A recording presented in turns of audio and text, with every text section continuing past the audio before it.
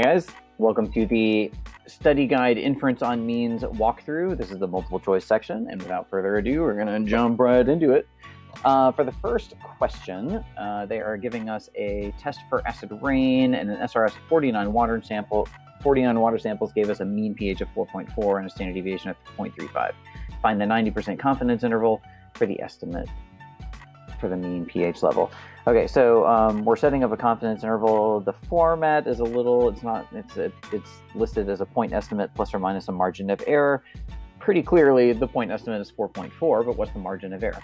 Now, I assume that they intend you to do the problem by doing t times s over the square root of n, just a straight up one sample confidence interval.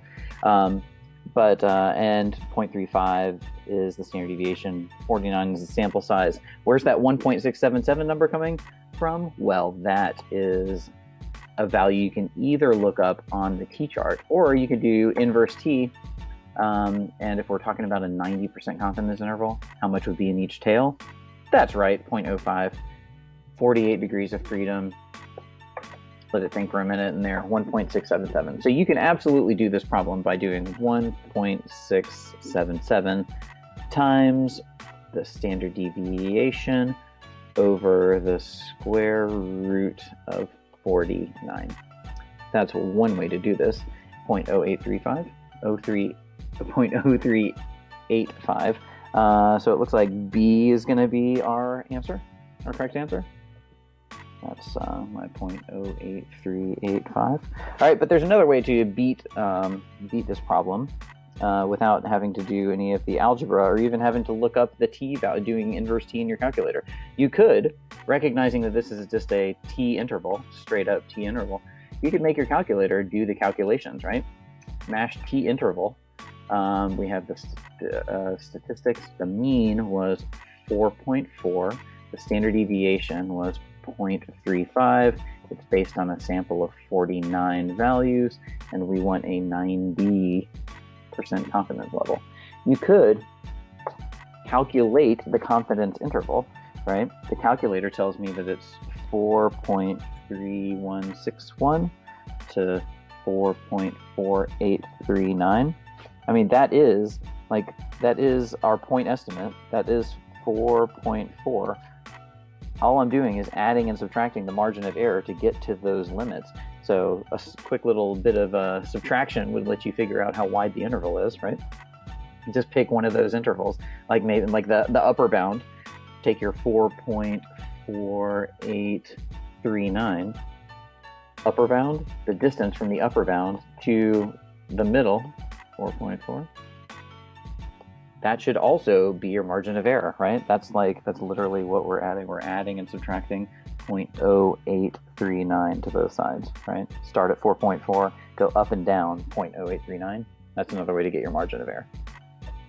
All right, for question number 2, a pharmaceutical exec claims that the medication will produce a desired effect for a mean time of 58.4 minutes. Okay, so we're doing a hypothesis test to see if that's true, it looks like. Okay, so the null hypothesis is like either the mean is 58.4, or alternatively, we just want to see if that's true or not. So equal to, not equal to 58.4. And it's a one sample t-test, right? So stat, tests, t-test. I have summary statistics. Okay, so what's the mean? The mean should be 58.4, but we are running a sample of 250, and we got a mean of 59.5 with a standard deviation of 7.6. Sample size was 250, and I didn't have any indication. I didn't see any indication in the problem that we wanted to see if it was going to be greater or less than 58.4. So I'm running it as a two-tailed test. When I mash calculate, I'm getting a p-value of 0.0229. That would land us into, so which one of those intervals? It's bigger than 0.01 but less than 0.025. So B is going to be our answer. But Mr. Custer, what if I did it as a one-tailed test? Well, if you did it as a one-tailed test, if you had set up your alternative hypothesis and said, well, maybe you think that it's going to take longer than 58.4 minutes.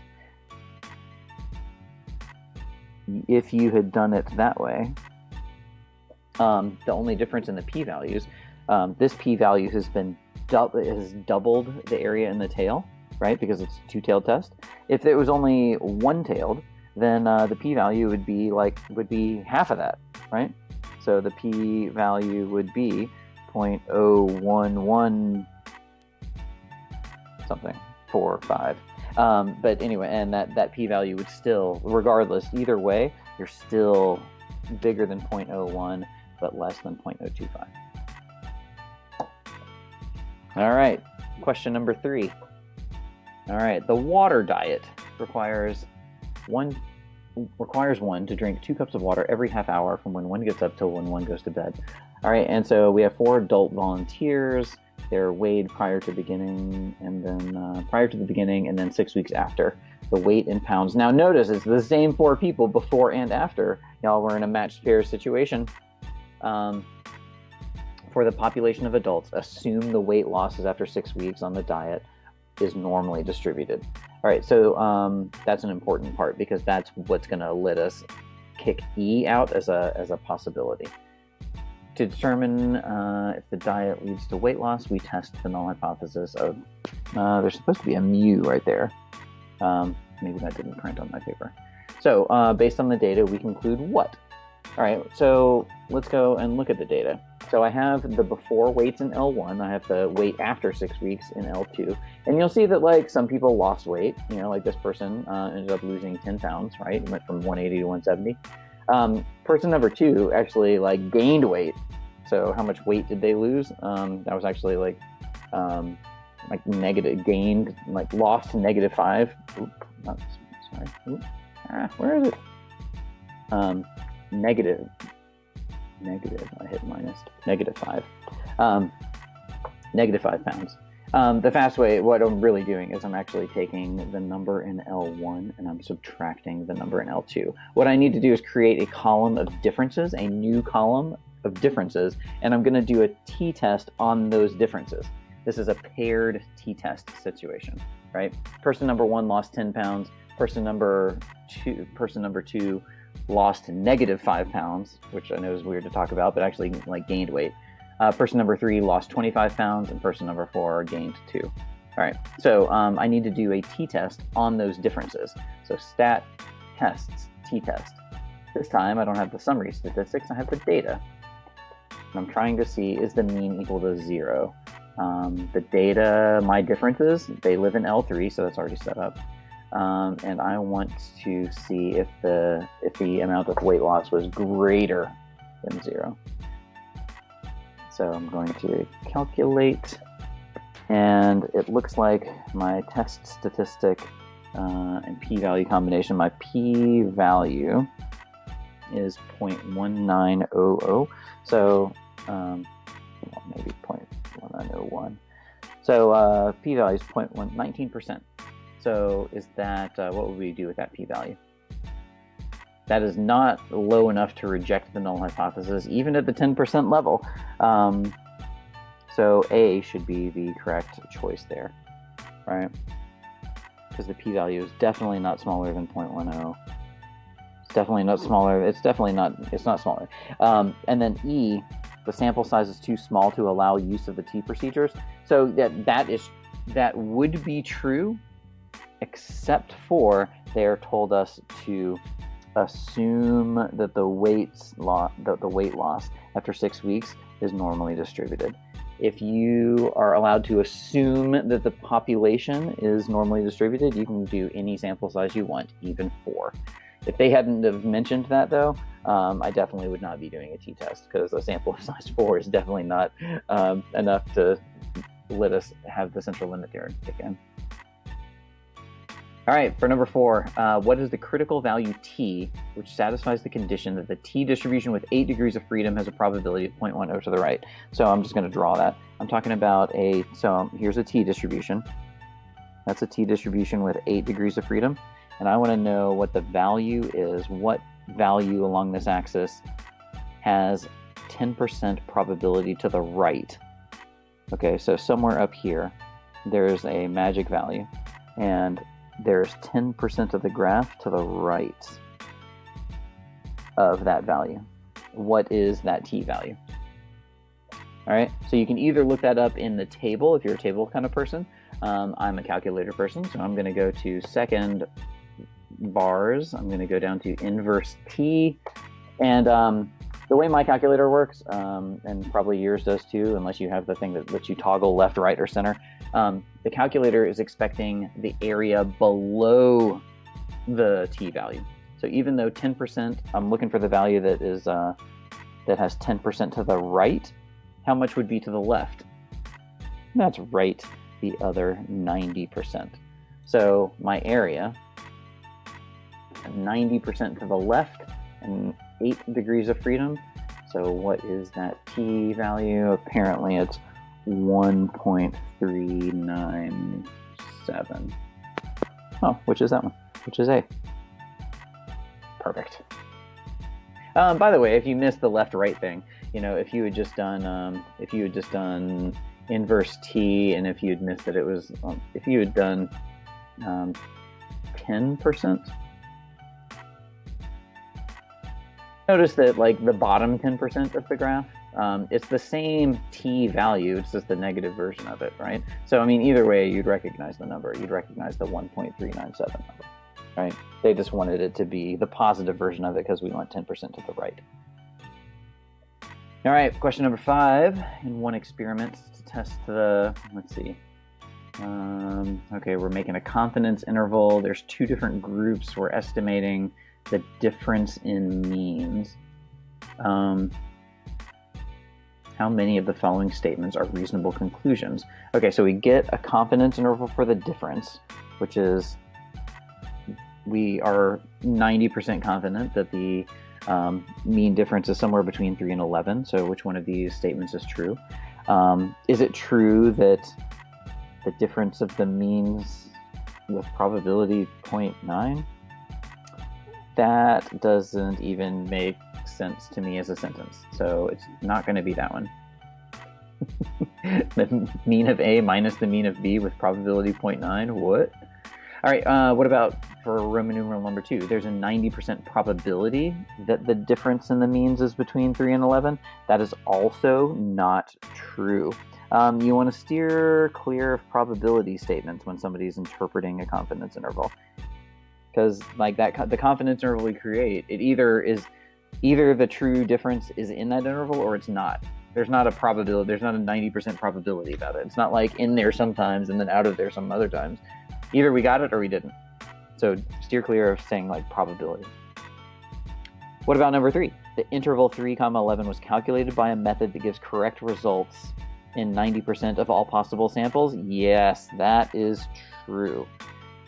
Because, yeah, that is expressing confidence in the methodology, that if we were to do this over and over and over and over and over again,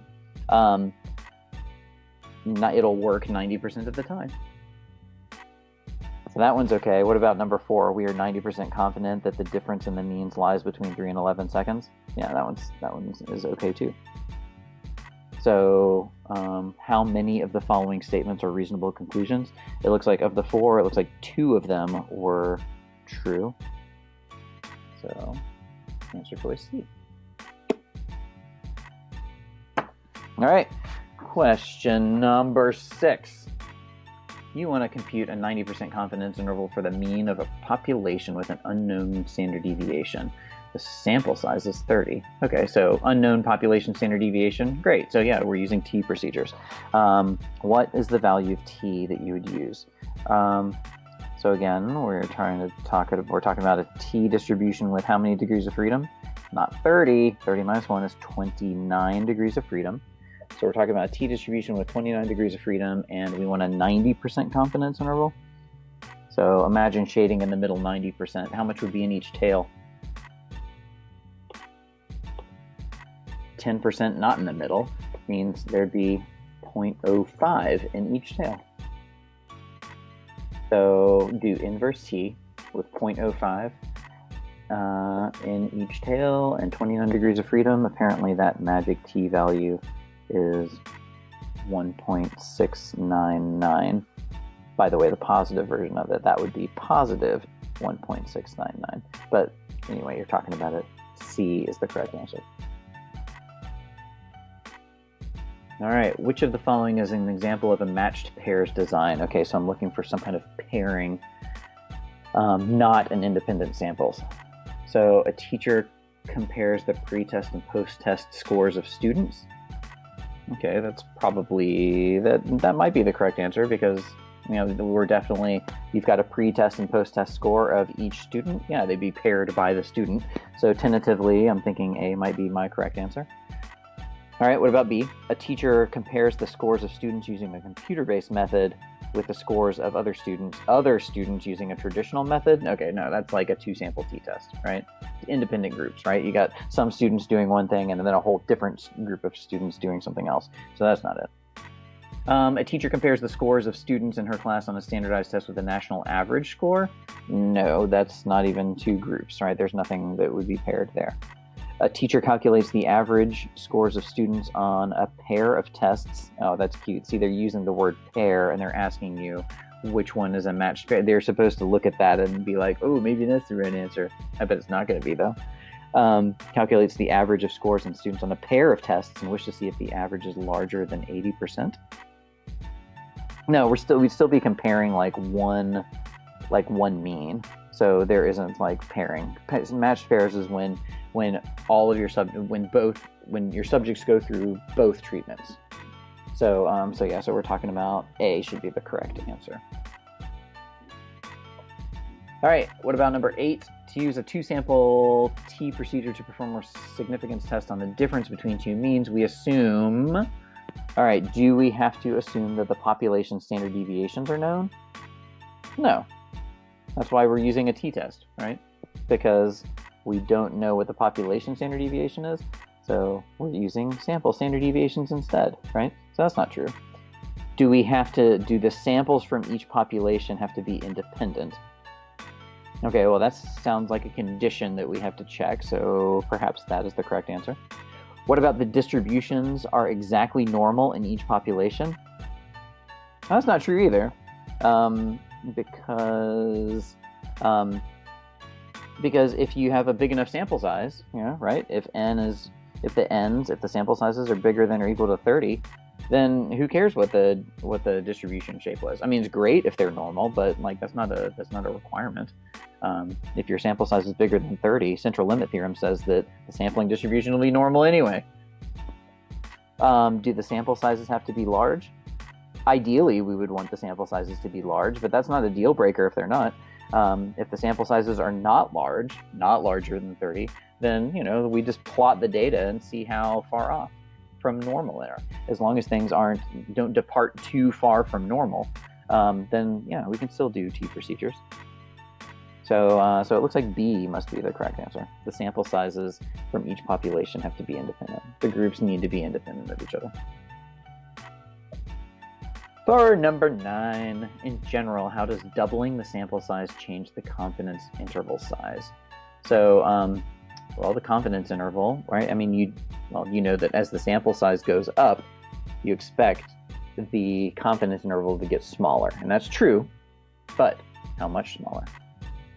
It turns out it's not just double the sample size, get half the interval size, because it's not just n down there in the denominators, right? Like when you're doing the margin of error for a mean, it's not just n in the denominator of that fraction, it's the square root of n.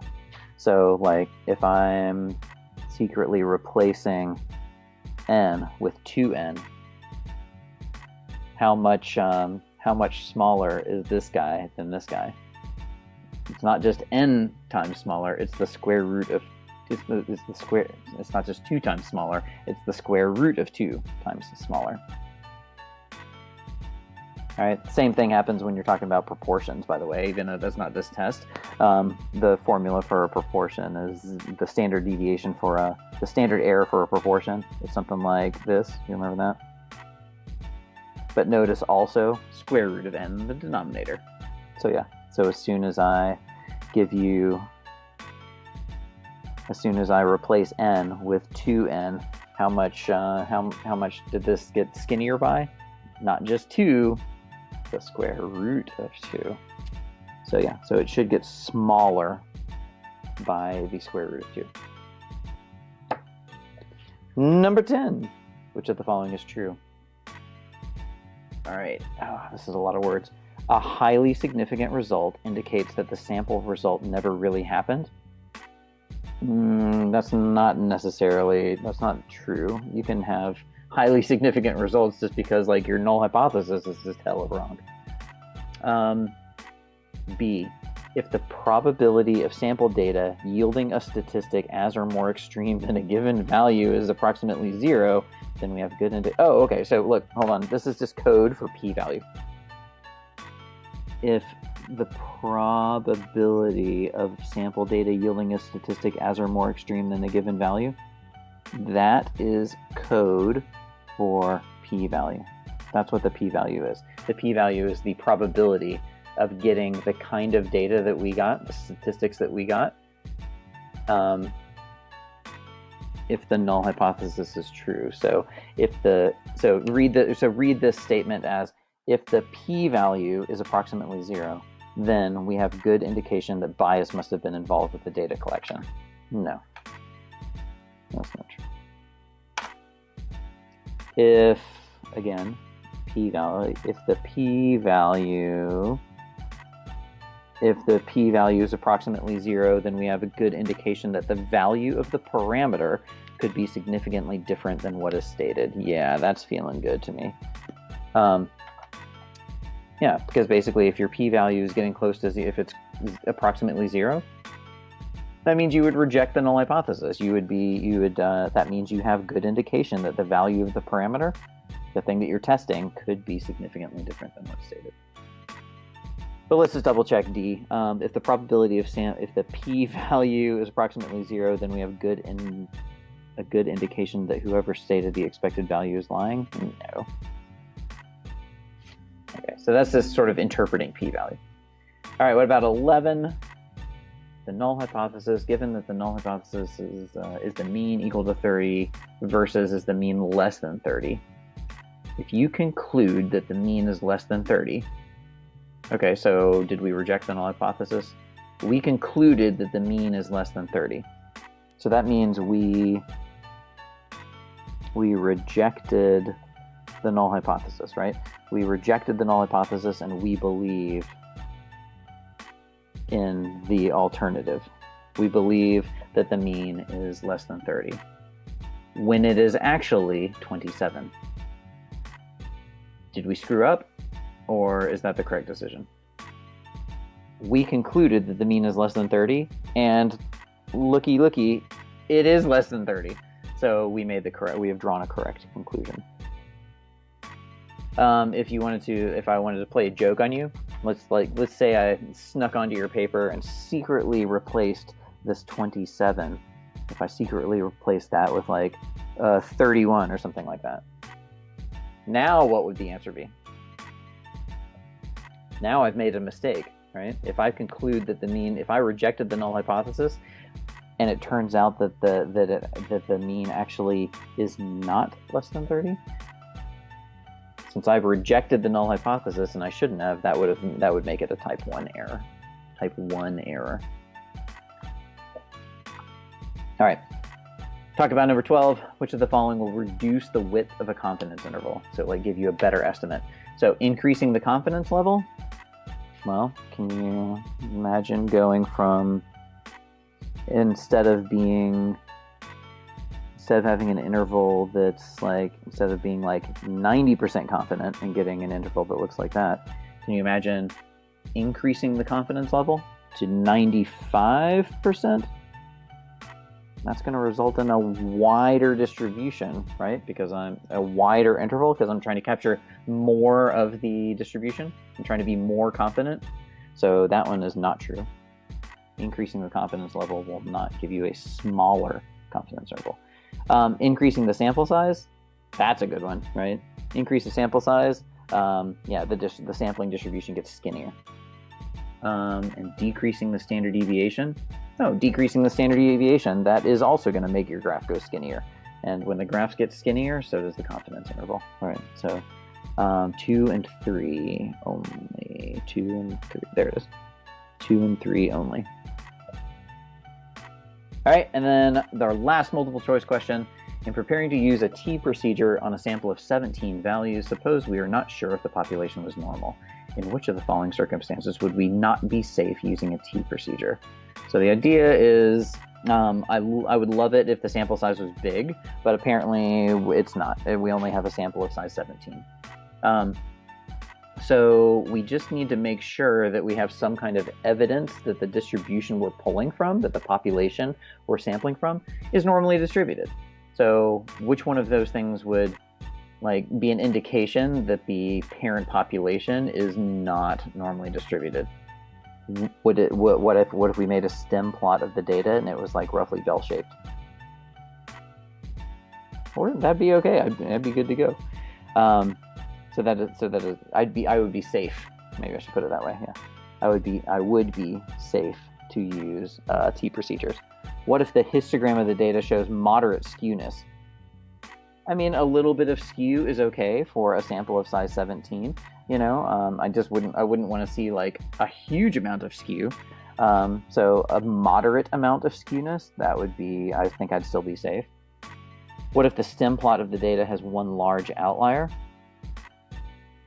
Yeah, that might start raising an eyebrow there, because if you have a large outlier, then that might be evidence that the parent population was not normally distributed. What about if the sample standard deviation is large? Yeah, no, who cares? We do things with large standard deviations all the time. What about, and then T procedures are robust, so it is always safe? Yeah, not always. Right. So yeah, C. You're safe to proceed with the test as long as you don't have evidence that the population's not normal. So what would give you evidence that the thing you're sampling from might not be a normal distribution? Yeah, large outliers or really extreme skewness. All right, good luck. We'll see you during the test.